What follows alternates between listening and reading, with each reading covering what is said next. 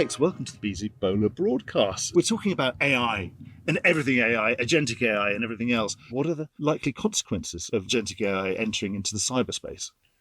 Well, thank you for having me. And we were worried that Agentic AI, so having AI agents that autonomously cruise around your digital estate as a company and carry out tasks, was manipulable by bad actors.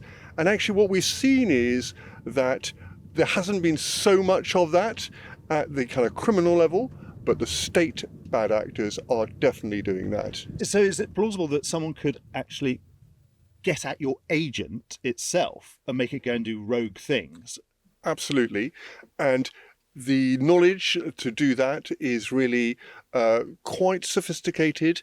And so far, states have been doing it. So we've seen states very much focused on this. But at the moment, the criminals aren't quite there yet. However, what we're getting is a lot of open source AI agents that are downloadable. So we've got the new OpenClaw. OpenClaw is a way of coordinating agents that is downloadable from open source.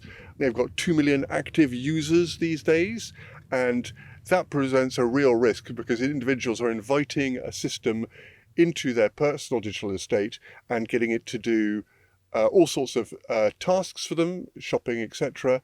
But that system is a repository of a lot of personal data. Yeah. How does a malicious actor from outside get at it? So there's two things they can do. One, or three actually. So poisoning the data means feeding in erroneous data, trains on data, right, and it's going to train on erroneous data.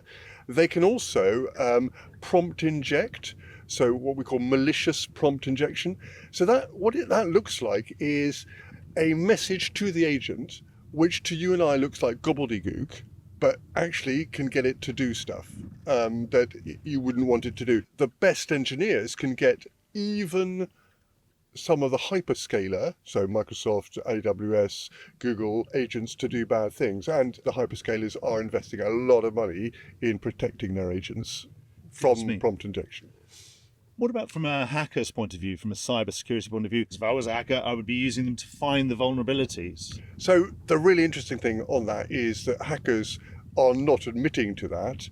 It started by being the case that AI helped the defenders. So it helped the defenders standardize the coding and standardize their defenses. And it helps you, as you say, with penetration testing, all those really boring things that CISOs don't want to do, or they do want to do, but they're at the bottom end of their task list. Then we moved into a situation where, and we saw Chinese state teams that seemed to be using a penetration testing agent or asking an agent to do penetration testing, but what they were really doing was to try and find vulnerabilities in order to mount a campaign at scale. Currently, who's winning? So that depends on where you are in the ecosystem.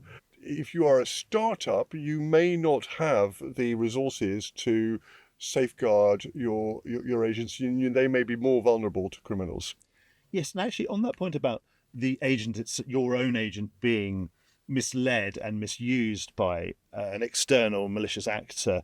Is there any real defense against that? Normally, every model has what's known as guardrails, and guardrails often are basically a filter.